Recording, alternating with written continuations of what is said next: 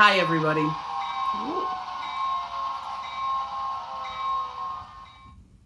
There you go. Hi, and welcome. I'm Matthew, the College Railroader. Today, I want to talk about another top tip when working with confined space. And one of the biggest tips and most important tip is knowing what layout theme you're looking for. Now, these themes can definitely be more abstract in terms of what specifically you want to go inside those themes. And that's what's kind of the brilliance of model railroading is when there are no such thing as two identical themes. So what I mean by theme is, what kind of style are you looking for these layouts? For example, do you want a big city with long passenger trains?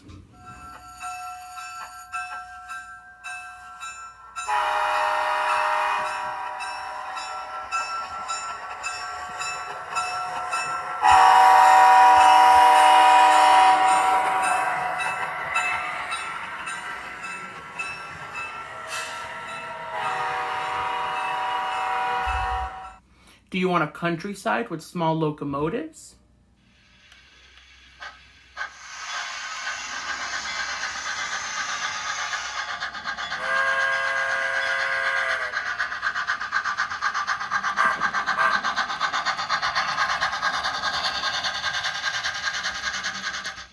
Or do you want a freight yard with lots of switch tracks and great big diesels pushing such cars?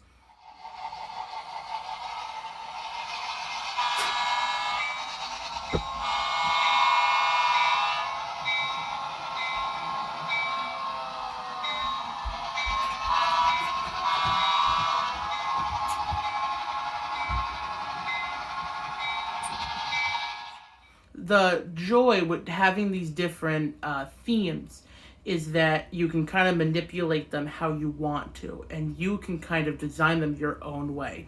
Like I said before, no two layouts are built the same, and no two themes are designed the same as well. That's kind of the beauty of working also in confined spaces. You, as the railroader, can kind of put your own spin on what you want your theme and layout to run and operate.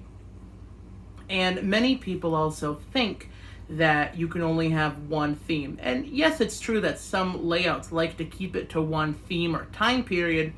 That's not the case though. And I'll show you with my own layout. Follow me on a little tour.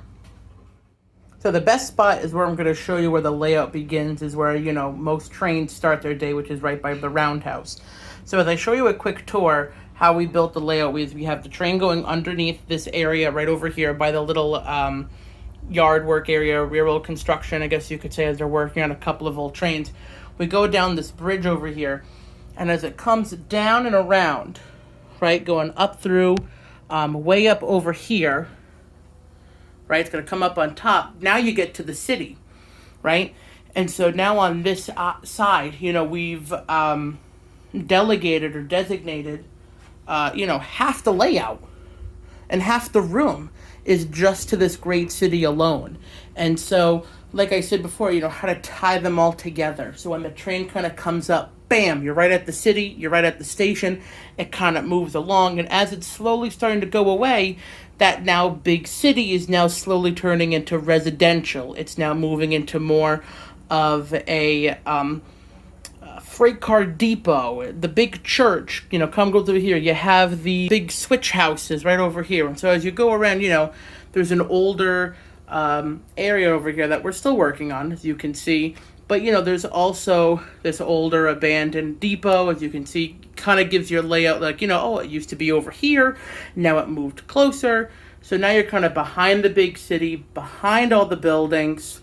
So what's really nice is when you have a train going by, you can get nice shots of the train rushing through. Now it turns back over here. Now it starts to become back industrial. Now the train's going over the freight yard, right? And as it comes turning around, it will then go back down. So now the train, when running down, right, it comes down on these two tracks, heading back down, turns itself around, and it ends up in that same direction that New York Central is going. It now goes this way, turns around on the bottom, right where all the freight cars are, and ends up right where the Pennsylvania train was. So, as you can see, and besides giving a little tour of what my layout is, all three themes have been combined all in one. And I'll show you when I take a step back even more, right? Almost practically exiting my room. You can totally see there's the bridge, the covered bridge, the drawbridge that we saw earlier. You could see the industrial sides right over here with the roundhouse, the turntable, and also you see the switch tracks and freight yard. Then it comes underneath and on top and goes through the big city, and then off to the side it starts slowly becoming more country-like and more nature. And so you can do more of these different themes and different mashups together of which two themes do you want together. You can just do a city. You could just do a switchyard. Many different layouts do what, many different railroaders do whatever they want to do because they love the freedom of deciding where they want it. And also, in terms of space, you can only do certain amount of themes, and you can only allocate so much track space, especially in terms of buildings. For example, this entire part of the layout right here, we could have leveled all this wood out and just did a massive freight yard, right? With long tracks and freight cars and everything. But then, where would the city go? Would it be over here now in this smaller area? There's a lot to consider when making great layouts, regardless of how much space you have. It's really the matter of how much track space are you willing to use up on your table in order to then accommodate for other buildings and other nature scenes. So knowing what your theme is and what you're trying to do with your tracks and how much track space you allocate will then greatly help you to really start diving deep into how you're going to actually build the layout. Another thing to really consider is draw it out, make a track plan. That's what the terminology is of when you're designing or having a bird's eye view of what your layout should look like, could look like, will look like.